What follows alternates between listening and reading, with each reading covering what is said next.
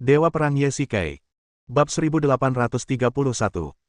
Yesikai telah menghabiskan beberapa tahun di dunia bawah tanah di luar negeri, dan mengira ia telah melihat apa itu, dunia yang berbahaya, dan neraka di bumi, dan ia telah melihat sisi tergelap dari sifat manusia. Namun, dibandingkan dengan manusia ngengat, ia tetaplah seorang kurcaci. Sulit membayangkan manusia bisa mengubah orang hidup menjadi monster tanpa emosi dan mengerikan. Jadi pada saat itu, baik Istana Hades, Taring Naga, maupun Biro Keamanan Nasional, mereka semua membasmi markas manusia ngengat untuk membasmi Gulma dan membasminya sepenuhnya. Meskipun tidak ada yang tahu apakah mereka benar-benar melakukannya pada akhirnya, setidaknya semua markas penelitian yang diselidiki telah dihancurkan tanpa sehelai rumput pun tersisa. Apa maksud Tianjing dengan tiba-tiba menyebutkan hal ini?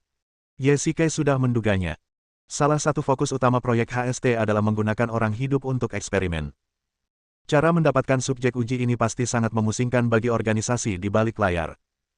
Dalam masyarakat saat ini, begitu seseorang hilang, apalagi sekelompok orang, pasti akan menarik perhatian, yang sama saja dengan membakar diri sendiri. Oleh karena itu, cara teraman dan paling efektif adalah menculik para pengemis dan pemulung ini, yang berada di posisi paling tersembunyi di masyarakat. Yesikai dapat menyimpulkan bahwa jumlah orang yang benar-benar hilang pasti bukan hanya sekitar 30 orang yang dilaporkan, tetapi bahkan mungkin mencapai ratusan. Proyek HST telah dihancurkan oleh kita, bukan? Tanya Yesikai balik. Sebenarnya, mungkin tidak begitu.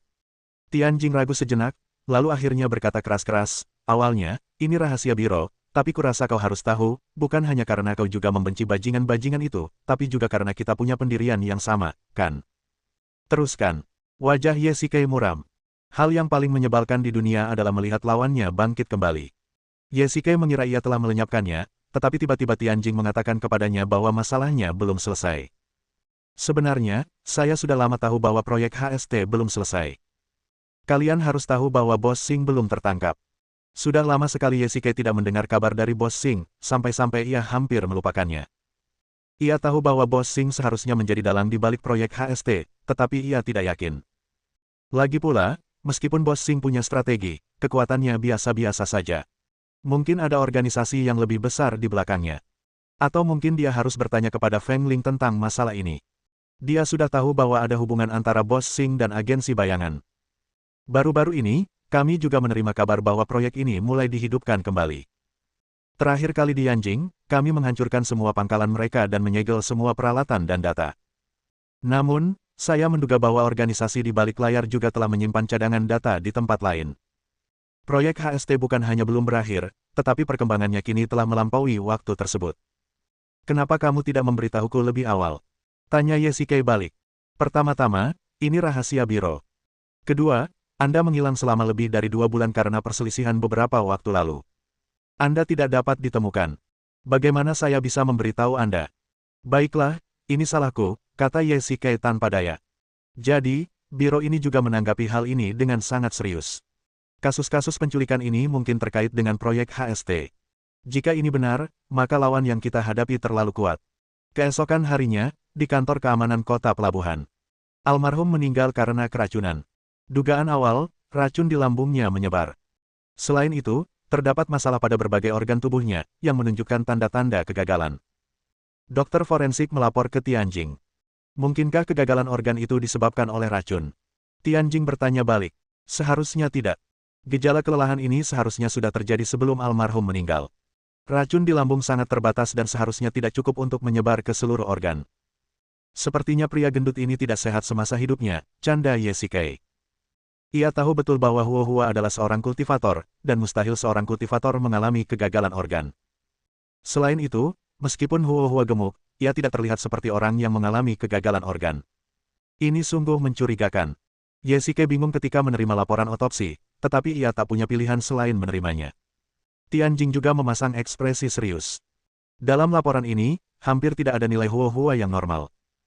Bahkan jika ia diracun sampai mati, keadaannya tidak akan seperti ini. Lihat ini, kata Tianjing tiba-tiba, sambil mengangkat lengan Howard. Ada beberapa sisik di bahunya. Apa ini? Tianjing bertanya kepada dokter forensik. Yah, aku tidak yakin soal ini. Waktu itu, kupikir itu semacam kurap, tapi belakangan kutemukan bukan. Dokter forensik menjelaskan. Yesikai menyentuhnya dan ternyata bukan kurap. Lebih mirip sisik pada tubuh hewan. Rasanya sangat keras. Ia bahkan bisa membayangkan, jika sisik seperti ini menutupi seluruh tubuh, bukankah ia akan kebal terhadap pedang dan senjata api? Ini jelas bukan kurap. Kita perlu menyelidikinya secara menyeluruh, kata Ye-Shike tegas. Hari sudah sore ketika mereka meninggalkan kantor forensik. Ye-Shike dan Tianjing sama-sama memasang wajah dingin dan terdiam. Mereka bertanya-tanya benda apa yang ada di bahu Howard itu. Proyek HST bukan hanya tentang Mothman. Bahkan, mereka sudah mengembangkan generasi kedua atau bahkan ketiga, kata Ye-Shike tiba-tiba sambil duduk di dalam mobil. Misalnya, Ade, yang pernah ia temui sebelumnya, telah melakukan beberapa pembunuhan di Yanjing, dan yang terpenting, ia juga menjadi subjek uji coba proyek HST. Lebih tepatnya, ia adalah subjek uji coba yang gagal. Ia memiliki 8 cakar, seperti gurita. Saya ingin membuat tebakan berani bahwa Howard mungkin juga menjadi subjek uji proyek HST. Kemungkinan ini tidak dapat dikesampingkan, Tianjing setuju. Ye-Shike mengingat dengan saksama bahwa ia tidak melihat sesuatu yang aneh pada Huo-Hua hari itu, dan tidak ada sisik seperti itu di bahunya. Sisik itu tumbuh setelah kematiannya. Jadi, apa sebenarnya ini? Yanjing, Tuan, beginilah situasinya. Saya tidak bisa meyakinkan menantu saya, dan dia tidak mau mendengarkan saya. Wajah Feng Ling menunjukkan sedikit rasa malu. Chen Yuxin tampak sangat lembut sekarang, tetapi dia tidak berani gegabah. Kalau begitu, kau turun dulu. Chen Yuxin melambaikan tangannya, seolah sudah menduganya. Ini ketidakmampuanku. Aku pantas mati. Saya tahu betul emosinya. Semakin saya melarangnya bertindak, semakin dia akan melawan. Tapi kasus ini bukan kasus yang seharusnya dia selidiki. Guru, apa yang harus kita lakukan selanjutnya? Karena dia bersikeras menyelidiki, biarkan saja dia menyelidiki. Tidak masalah selama dia baik-baik saja. Feng Ling, kau dan Sueming bawa beberapa orang kepercayaan ke Gang Cheng dan pastikan mereka melindunginya dengan ketat, perintah Chen Yuxin. Ya, Guru, ada sesuatu yang saya tidak tahu apakah saya harus memberitahu Anda, kata Feng Ling ragu-ragu. Melanjutkan, Nona Sudari Tianya Group juga telah tiba di kota Hong Kong. Bab 1832. Setelah mendengar kabar bahwa Su Qingyu akan pergi ke Gang Cheng, Chen Yuxin tidak menunjukkan banyak kegembiraan, setidaknya tidak di permukaan. Adapun apa yang ada di dalam hatinya, tidak ada yang tahu. Dia tidak tinggal di Tianya Group. Apa yang dia lakukan di Gang Cheng? Mungkin dia sedang berlibur, kata Chen Yuxin ringan. Kudengar itu karena grup Wu. Feng Ling melanjutkan, Wu Yu, putra kedua keluarga Wu, ingin menggunakan kontrak di Yanjing untuk menukar sumber daya kultivasi guru, dan sebagian dari kontrak ini adalah kontrak sebelumnya dengan grup Tianya. Wu Yu tiba-tiba memutuskan kerjasama dengan Su Qingyu, jadi. Begitu. Chen Yuxin mengangguk pelan. Ia telah menyetujui permintaan Wu Yu. Mengenai fakta bahwa grup Tianya akan menderita kerugian karena hal ini, ia tidak menyangka. Namun, ia juga senang. Lagi pula, grup Tianya bukanlah grup besar, dan keluarga Su bukanlah keluarga kultivator. Wu Yu bukanlah tipe orang yang akan mengorbankan kepentingan besar demi kepentingan kecil. Meskipun ada keuntungan dalam bekerja sama dengan Su Qingyu, hal itu dapat ditiadakan bagi grup Wu. Namun bagi grup Tianya, itu merupakan kerugian yang cukup besar. Kali ini Nona Su pergi ke kota Hong Kong, dia pasti mencari Wu Yu. Percuma saja dia pergi. Wu Yu orang yang cerdas. Kalau dia bekerja sama dengan Tianya Group, keuntungannya cuma beberapa ratus juta. Tapi kalau dia memilih kita, keluarga Wu bisa mendapatkan banyak sumber daya kultivasi, yang paling dibutuhkan keluarga Wu. Kali ini di Gunung Kunlun, keluarga Chen adalah pemenang terbesar. Mereka mendapatkan sumber daya kultivasi yang tak terhitung jumlahnya dan tidak kehilangan banyak anggota. Tuan, tapi menantunya masih di Hong Kong. Kalau dia tahu Nona Su pergi ke Hong Kong, apa dia? Diam, teriak Chen Yuxin dingin. Baiklah, kau dan Sueming, segera bawa anak buahmu kembali ke kota Hong Kong dan lindungi menantuku. Ya, aku menuruti perintahmu. Keanggunan muda. Guru, apa yang Anda inginkan dari saya? Pergilah bersiap-siap. Aku akan pergi ke kota Hong Kong sendiri, kata Chen Yuxin lembut. Tuan, Anda sedang hamil. Sebaiknya Anda tinggal di rumah untuk merawat bayi dan tidak bepergian jauh, saran Chen Ruoya. Baiklah, kamu tidak perlu membujukku. Aku akan membuat rencanaku sendiri. Kamu tinggal jalankan saja. Baiklah. Kota pelabuhan. Saat ini, kita belum bisa memastikan bahwa kasus penculikan ini benar-benar terkait dengan proyek HST, tetapi kecurigaannya kuat.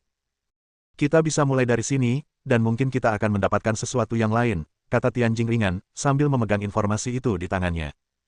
Jingxi, Feng Huang, dan Shen Wu sudah mengerahkan orang untuk mencari mereka. Mengapa Howard menculik orang-orang ini ke Gang Cheng?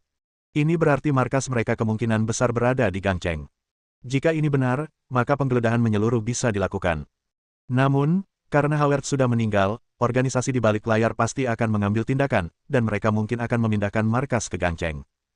Jika mereka memindahkan markas mereka, kita akan berada dalam posisi pasif. Semua petunjuk akan terputus dan kita harus memulai dari awal lagi. Jangan khawatir, saya sudah meminta orang-orang untuk menjaga dermaga dan jalur keluar kota. Karena ini pangkalan, pasti ada banyak peralatan di dalamnya.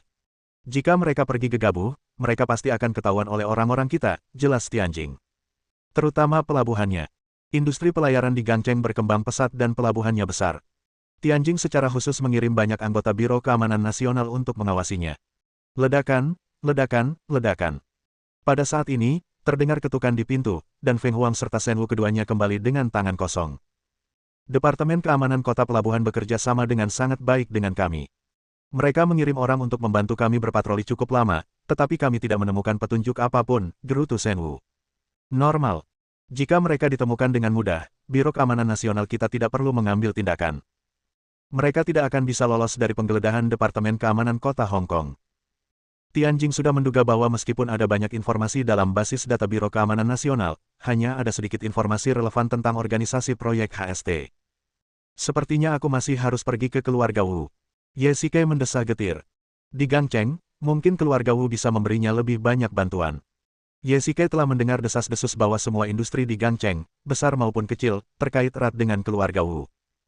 Meskipun ada sedikit yang dilebih-lebihkan, itu sudah cukup untuk menunjukkan betapa luasnya bisnis keluarga Wu.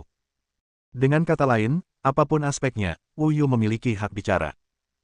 Jika pepatah lama mengatakan, naga yang kuat tidak dapat menindas ular lokal, maka keluarga Wu adalah kombinasi dari naga yang kuat dan ular lokal. Terakhir kali kami bisa menyelidiki Huohua, itu berkat informasi yang diberikan Wu Yu dan Yizi. Saya khawatir kami harus merepotkan Wu Yu lagi kali ini. Ye Shike meminta Tianjing dan yang lainnya untuk menginap di hotel, dan ia pergi ke keluarga Wu sendirian. Tianjing adalah anggota Biro Keamanan Nasional.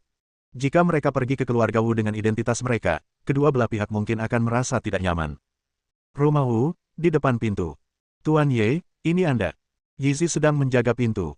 Ketika melihat Ye Shike datang, ia bergegas maju untuk menyambutnya. Saya di sini untuk menemui Tuan Wu. Tolong tunjukkan jalannya. Baiklah, silakan ikuti aku. Yizi membawa Ye Shike ke rumah keluarga Wu, tetapi tidak melihat Wu Yu. Tuan Ye, Tuan Muda sedang mendiskusikan sesuatu dengan seseorang di ruang konferensi. Ini akan memakan waktu. Mohon bersabar dan tunggu di lobi, jelas Yizi. Oke, tidak masalah. Ini terjadi tiba-tiba, dan saya tidak memberitahu Tuan Wu sebelum saya datang. Sudah menjadi kewajiban saya untuk menunggu. Ye Shike tidak keberatan, jadi dia duduk di aula. Pelayan keluarga Wu juga menyajikan camilan dan teh sore untuknya. Dia agak lapar. Setelah menunggu sekitar setengah jam, pintu ruang konferensi perlahan terbuka dan Wu Yu keluar. Tepat ketika Ye Shike hendak menyapanya, ia melihat seorang kenalan berjalan keluar. King Yu, kenapa kamu ada di sini? Ye Shike berkata dengan heran. Kenapa kau juga di sini? Su King Yu juga sangat terkejut. Dia datang ke Gangcheng untuk bernegosiasi dengan Wu Yu, tapi kenapa Ye Shike muncul di sini? Tuan Ye, saya minta maaf telah membuat Anda menunggu begitu lama.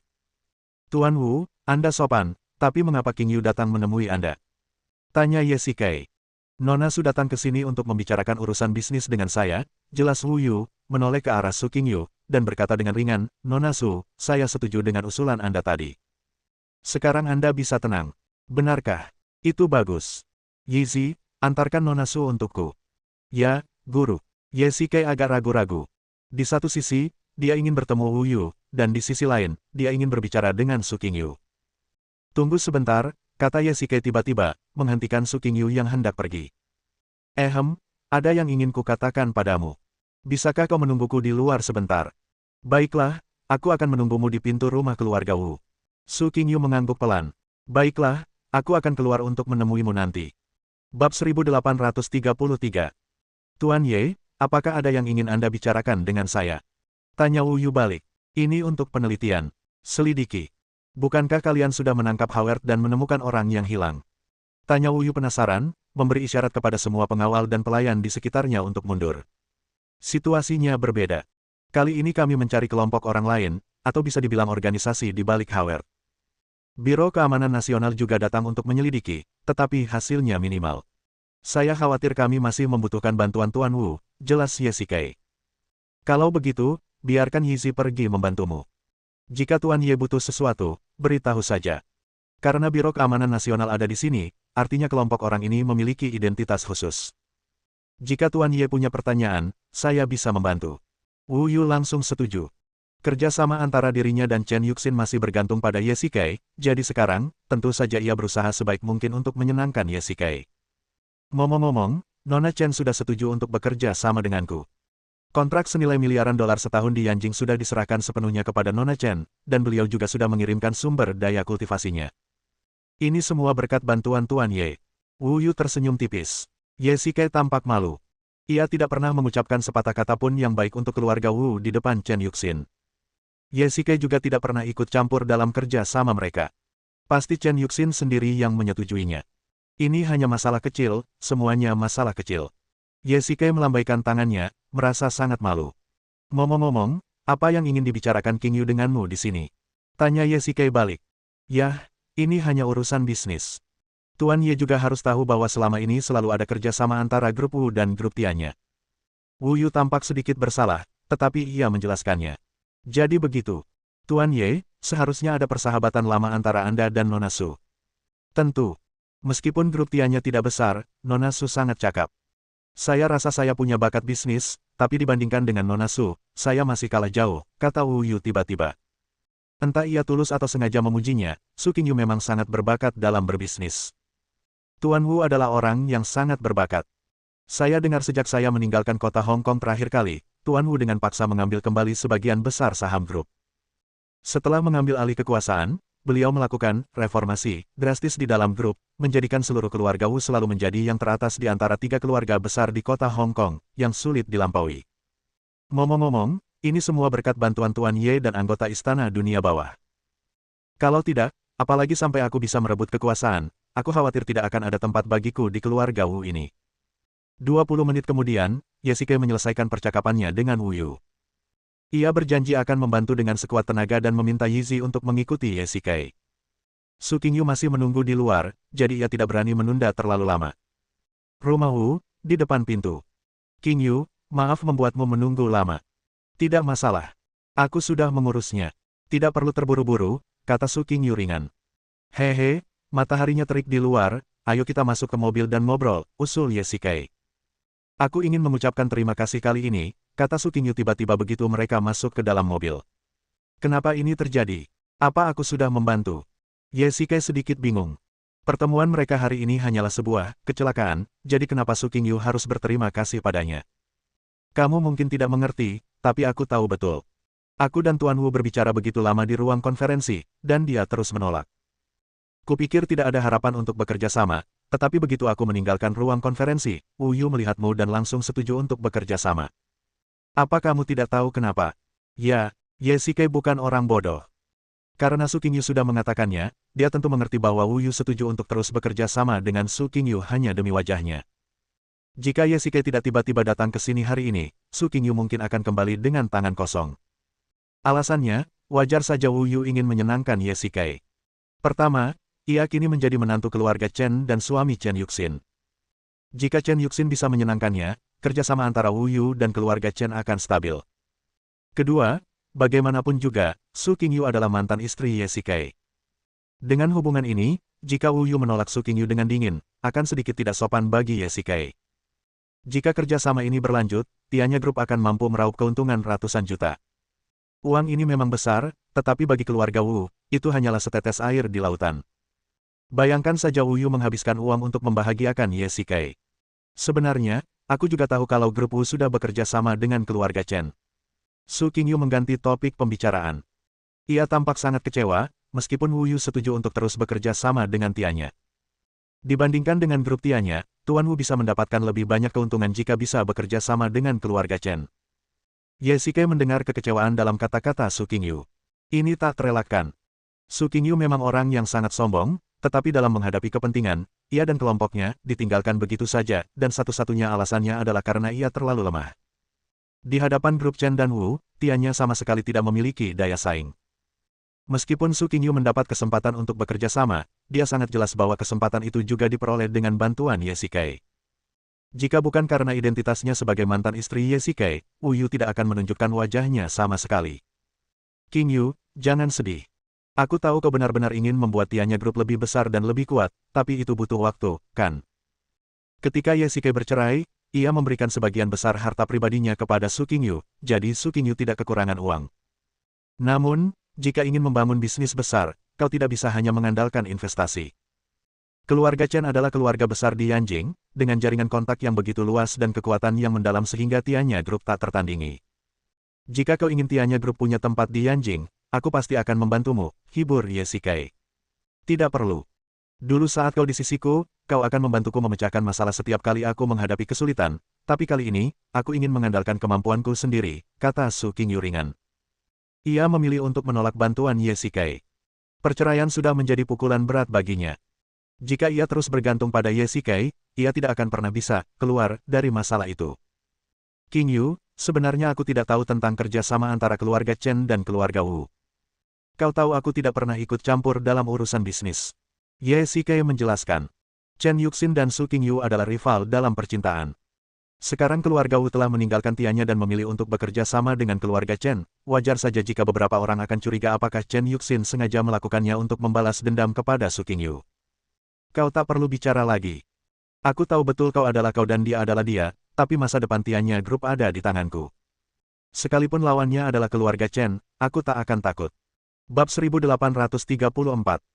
Ye Shikai ingin membantu Su Qingyu, tetapi ia tidak menerimanya. Ye Shikai terlalu mengenalnya. Kesombongan Su Qingyu tidak terlihat dari luar, tetapi terpatri dalam dirinya. Entah Chen Yuxin sengaja atau tidak, ia tidak akan pernah menyerah, meskipun pada akhirnya ia akan berlumuran memar. Qingyu, aku tahu kau marah. Ye Shikai menggenggam tangan Su Qingyu. Bisnis Tianya Group disadap. Belum lagi aspek emosionalnya, hal ini saja sudah membuat Su Qingyu geram. Namun, ia tak bisa melampiaskan amarahnya pada Wu Yu, ia juga tak bisa menuduh Chen Yuxin menusuknya dari belakang. Ia hanya bisa menahan amarah di dalam hatinya. Namun, begitu seseorang menahannya terlalu lama, cepat atau lambat ia akan runtuh. Aku akan bertanya padanya tentang masalah ini, kata Ye Shikai ringan. Tidak perlu. Su Qingyu menolak dengan tegas. Qingyu, aku tahu kau berkemauan keras, tapi tidak bisakah kau biarkan aku membantumu melakukan sesuatu? Ye Shikai membujuk. Kamu nggak berutang apa-apa lagi sama aku. Lagi pula, ini urusan bisnis. Aku nggak pernah mencampuri urusan pribadi, kan? Itu benar. Ye Shikai memikirkannya dengan saksama. Sejak bertemu Su Qingyu, selain investasi aktif, Ye Shikai, Su Qingyu lah yang mengambil keputusan penting dalam urusan grup Tianya. Ketika ia mengetahui identitas dan kekuasaan Ye Shikai sebagai Pluto, ia tidak menggunakannya untuk membantu grup Tianya berkembang. Ia hanya menjalankan bisnis sebagaimana mestinya. Saat masih menjadi istri Ye Shikai, ia tidak memanfaatkan Ye Shikai. Sekarang setelah mereka bercerai, ia pasti tidak akan melakukan itu. Hal ini juga berkaitan dengan gaya pribadi Su Qingyu. Ia hanya mengerjakan sesuatu ketika sedang mengerjakannya, dan tidak pernah mencampur adukkan emosi lain. Ia selalu mengerjakan sesuatu satu persatu, dan mengerjakannya dengan rapi dan bersih. Sebenarnya, saya tidak menyalahkan Tuan Wu. Beliau adalah putra keluarga Wu dan tentu saja mewakili kepentingan keluarga Wu. Saya tidak tahu berapa banyak keuntungan yang bisa beliau peroleh dari kerjasama dengan grup Chen, tetapi saya tahu betul bahwa jika beliau tidak terburu-buru, beliau tidak akan membatalkan kontrak. Su Qingyu berkata dengan enteng, saat ini grup Tianya tidak ada di matanya, tetapi di masa depan, beliau tidak akan membencinya. Qingyu, entah kamu mau menerima bantuanku atau tidak, aku hanya punya satu hal untuk dikatakan, jika kamu butuh sesuatu, aku akan mendukungmu. Baiklah, aku mengerti niatmu. Sebenarnya, kau tidak perlu merasa berutang apapun padaku. Aku melakukan ini dengan sukarela. Su Qingyu juga menghiburnya. Ye Shikai tidak pernah memaafkan dirinya sendiri dari lubuk hatinya, jadi setiap kali ia melihat Su Qingyu, ia akan merasa bersalah. Ketika mendengar bahwa Su Qingyu dalam kesulitan, Ye Shikai selalu berusaha membantunya. Ayo kita ganti topik. Kudengar kau datang ke Gang Cheng untuk menyelesaikan kasus. Su Qingyu tiba-tiba tertawa dan mengganti topik. Suasana dingin di dalam mobil sedikit mereda. Ya, itu kasus yang sangat misterius. Sejak aku bersamamu, semua yang kau hadapi selalu disertai krisis. Tidak bisakah kau melakukan sesuatu yang lebih sederhana dan aman? Goda Su Qingyu. Aku tak bisa berbuat apa-apa. Mungkin aku memang ditakdirkan untuk melakukan hal-hal besar. Kasus-kasus kecil bukan keahlianku. Oke, berhentilah menyombongkan diri. Karena kamu sudah memecahkan kasus ini, kamu harus berhati-hati dengan keselamatanmu. Kamu bukan polisi. Jika kamu benar-benar tidak bisa menyelesaikannya, sebaiknya kamu segera kembali, bujuk Su Qingyu. Qingyu, kau mengenalku dengan baik. Apapun yang terjadi, aku tidak akan menyerah di tengah jalan dalam kasus ini. Tapi aku sangat berterima kasih atas perhatianmu. Kasus ini memang sangat berbahaya, tetapi semakin berbahaya kasusnya, semakin penting pula, bukan? Benar. Singkatnya, kamu harus lebih memperhatikan keselamatan. Jangan khawatir. Ye Shikai mengantar Su Qingyu ke bandara. Wu Yu memutuskan untuk terus bekerja sama dengan Tianya Group, memang demi Ye Shikai. Namun, karena kontraknya diperpanjang, Su Qingyu harus segera kembali ke Yanjing. Kejadian ini bisa dianggap sebagai pelajaran baginya. Tidak ada orang lemah di mata orang kuat. Dengan kata lain, untuk mendapatkan dukungan yang lebih besar, yang lemah dapat ditinggalkan kapan saja. Jika tidak ingin ditinggalkan, Anda harus kuat. Ye Shikai kembali ke hotel. Tianjing sudah lama menunggu di sana. Melihatnya kembali, ia segera datang untuk menyambutnya. Kami memeriksa informasi Howard dengan saksama dan menemukan bahwa selain pergi ke kasino setiap hari, dia juga pergi ke bar. Tianjing memberitahu dia bahwa ada banyak bar di setiap kota, dan bukan hanya anak muda yang pergi ke sana. Dengan identitas Howard, tidak mengherankan jika dia pergi ke bar setiap hari. Apa yang aneh tentang ini? Tanya Ye Shikai penasaran. Setiap kali dia ke bar, dia langsung pergi dalam waktu 1 jam. Menurutku, dia ke bar bukan untuk hiburan, tapi untuk bertemu seseorang, Tianjing menilai. Kau benar-benar masuk akal. Kalau begitu, mari kita mulai penyelidikan dari bar ini. Lagi pula, Howard hanyalah seorang pemimpin rendahan. Dia pasti punya atasan. Kita akan menggeledah satu lantai pada satu waktu. Semua pintu masuk dan keluar kota pelabuhan telah dipantau oleh orang-orangmu. Ayo kita tangkap dia. Oke, kupikir juga begitu. Aku sudah mengambil rekaman CCTV dari bar, dan orang ini yang paling mencurigakan. Tianjing mengeluarkan sebuah foto dan menyerahkannya kepada Ye Shikai. Foto itu menunjukkan seorang pria muda. Tidak seperti Huo Hua, dia tidak gemuk. Dia bahkan memiliki wajah yang tampan dan terlihat jauh lebih muda daripada Huo Hua, mungkin berusia 20-an. Dia masih sangat muda, apa kau yakin dia lebih unggul dari Howard? Tanya Ye Shikai balik. Belum tentu, tapi Howard bertemu pria ini setiap hari, itu sangat mencurigakan. Biro Keamanan Nasional Anda memiliki informasi semua orang. Karena Anda memiliki fotonya, saya yakin Anda sudah tahu identitasnya, kata Ye Shikai. Tentu saja, dia putra sulung ketua sebuah grup real estate di Gangcheng. Dia memiliki banyak industri. Grup ini juga sangat terkenal di Gangcheng dan sangat besar. Mereka memiliki industri tidak hanya di Gangcheng, tetapi juga di Yanjing, Tianjing memperkenalkan. Bisnisnya begitu besar, apa kau yakin dia bersekongkol dengan Howard? Ye Shikai agak curiga. Proyek HST benar-benar rahasia. Pangkalannya biasanya berupa pabrik-pabrik terbengkalai atau bangunan-bangunan lain yang tak ada yang peduli. Putra seorang ketua grup real estate pasti ada hubungannya dengan itu. Apa dia tidak khawatir ketahuan? Namun, Ye Shikai berubah pikiran dan menyadari bahwa kawasan industri kimia tempat Motman dikembangkan juga merupakan industri Saorou. Ia juga seorang pengusaha besar di Yanjing. Akibatnya, ia diam-diam menjadi penanggung jawab proyek HST, dan tidak ada yang menyadarinya hingga proyek tersebut berhasil. Jika bukan karena kecelakaan yang mengungkap Motman sebelumnya, tidak akan ada yang menyadarinya hingga sekarang. Mereka mungkin tidak berada dalam kelompok yang sama, tetapi mereka pasti memiliki hubungan kerjasama. Bab 1835. Identitasnya. Long Xiaotian, putra ketua Hongcheng Longfeng Real Estate, baru mengambil alih sebagian bisnis keluarga, tetapi kekayaan bersihnya saja sudah miliaran. Dia sangat berkuasa di Hongcheng, kata Tianjing ringan. Situasi di sini istimewa. Jika Biro Keamanan Nasional bertindak gegabah terhadap Long Xiaotian, hasilnya mungkin buruk. Lagi pula, mereka hanya berspekulasi sekarang. Pasti ada hubungan antara Long Xiaotian dan Howard, tetapi apakah mereka berada dalam kelompok yang sama perlu diselidiki dengan cermat. Bagaimanapun, karena orang ini bekerja sama dengan penjahat Howard, dia pasti terlibat. Tianjing, ayo kita bertindak. Jika kita menangkapnya, kita pasti bisa mendapatkan kabar darinya. Kalau tidak, jika kita membiarkannya kabur, kita akan bersikap pasif, kata Shen Wu bersemangat. Tidak, ini terlalu radikal. Kami di sini untuk menyelidiki. Tidak masuk akal menangkap orang berdasarkan spekulasi. Tianjing menolak saran ini.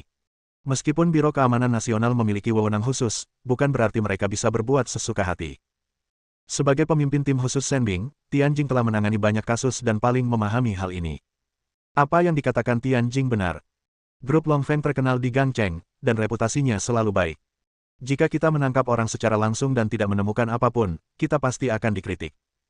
Jingxi setuju dengan pendapat Tianjing. Impulsif tidak akan menyelesaikan masalah. Lalu apa yang harus kita lakukan? Mengetahui bahwa Long Xiaotian terhubung dengan Howard, apakah kita akan membiarkannya begitu saja? Balas Shen Wu. Tentu saja tidak, kami punya cara lain, kata Ye Xike ringan. Apa boleh buat? Kata Shen Wu dengan nada meremehkan. Ia selalu berprasangka buruk terhadap Ye Xike. Melihat hal ini, Tianjing buru-buru membujuk Shen Wu. Pertapa itu punya rencana yang cerdik. Karena Long Xiaotian adalah seorang pengusaha, jika kau ingin mengetahui kekuatannya yang sebenarnya, kau harus bertemu dengannya sebagai seorang pengusaha. Ye Xike tentu saja ingin menggunakan tangan Wu Yu untuk menyelidiki. Lagi pula, keluarga Wu adalah pemimpin komunitas bisnis di kota pelabuhan ini. Jika Wu Yu dapat membantunya, ia tidak akan takut tidak dapat bertemu Long Xiaotian. Yizai. Ye Xike keluar dari ruang rapat dan mendapati Yizai di luar pintu. Tuan Ye, ada apa? Apakah kamu kenal Long Xiaotian? Tanya Ye Xike. Tentu saja, orang ini playboy di Gangcheng. Dia berani melakukan apa saja, bahkan menyinggung tuan mudaku. Kata-kata Yizai mengejutkan Ye Xike. Long Xiaotian ini benar-benar berani. Dia bahkan menyinggung Wu Yu. Di Gangcheng, bahkan dua keluarga besar lainnya harus bersikap sopan kepada keluarga Wu di permukaan. Long Xiaotian ini benar-benar berani. Apa yang terjadi? Beraninya dia menyinggung Tuan Wu. Ngomong-ngomong, itu terjadi tahun lalu. Yizai berkata kepada Ye Xike, saat itu, Tuan Muda tertua baru saja meninggal. Setelah Tuan Muda kedua berkuasa, banyak orang di komunitas bisnis Hong Kong menyerangnya, termasuk Long Xiaotian ini. Kemudian, setelah Tuan Muda kedua memiliki fondasi yang kuat di grup, mereka tidak bisa mendapatkan keuntungan apapun, jadi mereka menyerah. Begitu. Saat itu, Tuan Wu menjadi sasaran kritik publik. Terjadi perubahan drastis di dalam grup Wu, dan semua orang ingin mendapatkan bagian, jadi mereka semua mengikuti dan memanfaatkan situasi. Long Xiaotian melakukan ini hanya untuk memanfaatkan grup Wu. Benar. Setelah Tuan Muda kedua mendapatkan pijakan di kelompok itu, mereka semua mundur. Long Xiaotian ini, paling banter, seorang playboy. Yizi mengangguk. Ada banyak tipe pria. Ada yang hanya haus kesenangan dan tidak punya ambisi. Tapi Long Xiaotian ini mungkin tipe yang kedua. Dia memang pria, tapi dia cukup ambisius. Tuan Ye, Anda bertanya tentang Long Xiaotian. Apakah Anda punya rencana? Tanya Yizi balik. Tentu saja, dia punya kontak dengan Howard, dan mereka sangat dekat. Aku akan menyelidikinya selanjutnya. Ye Xike tidak menyembunyikannya. Yizi pasti akan mengatakan hal ini kepada Wu Yu sekembalinya, tetapi dia tidak khawatir. Dia yakin Wu Yu juga ingin mengambil kesempatan ini untuk menindak Long Xiaotian. Oh tidak, seharusnya seluruh grup Long Feng yang melakukannya. Dengan cara ini, Wu Yu tidak hanya akan membantunya menyelidiki Long Xiaotian, tetapi juga mendukungnya sepenuhnya. Saya telah meminta Master Wu untuk membantu menyelidiki latar belakang Long Xiaotian. Kami. Ledakan, ledakan, ledakan. Pada saat ini, terdengar ketukan lain di pintu, mengganggu pembicaraan. Siapa itu? Ye Xike membuka pintu, dan tanpa diduga orang yang datang adalah Chen Yuxin.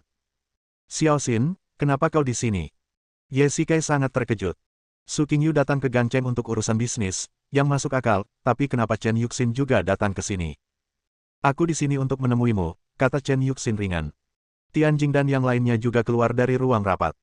Mereka sedikit terkejut melihat Chen Yuxin datang. Tuan Tianjing, saya tidak mengganggu rapat Anda, kan?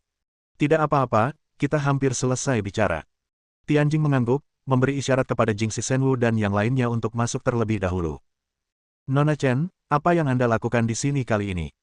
Hanya untuk melihat suamiku, kenapa, itu tidak baik. Tentu saja. Kalau begitu, aku tidak akan mengganggu kalian berdua lagi. Kalian berdua bisa mengobrol pelan-pelan. 20 menit kemudian. Xiao Xin, bukankah sudah kubilang aku datang ke Gangcheng untuk menyelidiki kasus ini? Ini sudah membuatku pusing. Tidak apa-apa kalau kau biarkan Feng Ling mengawasiku, tapi apa yang kau lakukan di sini? Keluh Ye Xike. Xiao Kai, aku di sini hanya untuk melihat-lihat. Bukankah seorang istri berhak mengunjungi suaminya? Lagi pula, kau bukan polisi, juga bukan anggota Biro Keamanan Nasional. Kau di sini untuk membantu memecahkan kasus ini. Chen Yuxin melanjutkan, Feng Ling diutus olehku untuk melindungimu. Jangan salah paham. Kamu sedang hamil dan akan segera melahirkan. Bukankah sudah kubilang untuk tetap di rumah? Ye Shikai membujuk. Tidak apa-apa, aku akan baik-baik saja. Ruoya sudah mengatur semuanya, kata Chen Yuxin ringan. Baiklah, aku masih membicarakan ini dengan Tianjing dan yang lainnya. Kalau kalian tidak ada urusan lagi, cepat kembali dan jangan lama-lama di sini. Tunggu sebentar. Apakah ada hal lain yang ingin Anda katakan? Ku dengar, Nona Su juga datang ke Hongcheng, kan? Chen Yuxin mengganti topik pembicaraan, dan Ye Shikai tiba-tiba menyadari bahwa inilah alasan dia datang ke Hongcheng. Ya, dia datang untuk membicarakan bisnis dengan Wu Yu. Bagaimana kamu tahu? Tanya Chen Yuxin balik. Aku bertemu dengannya di rumah keluarga Wu, kata Ye Shikai ringan. Xiao Kai, aku tidak memikirkan masalah grup Tianya. Oke, berhenti bicara. King Yu tidak menyalahkanmu. Bersambung.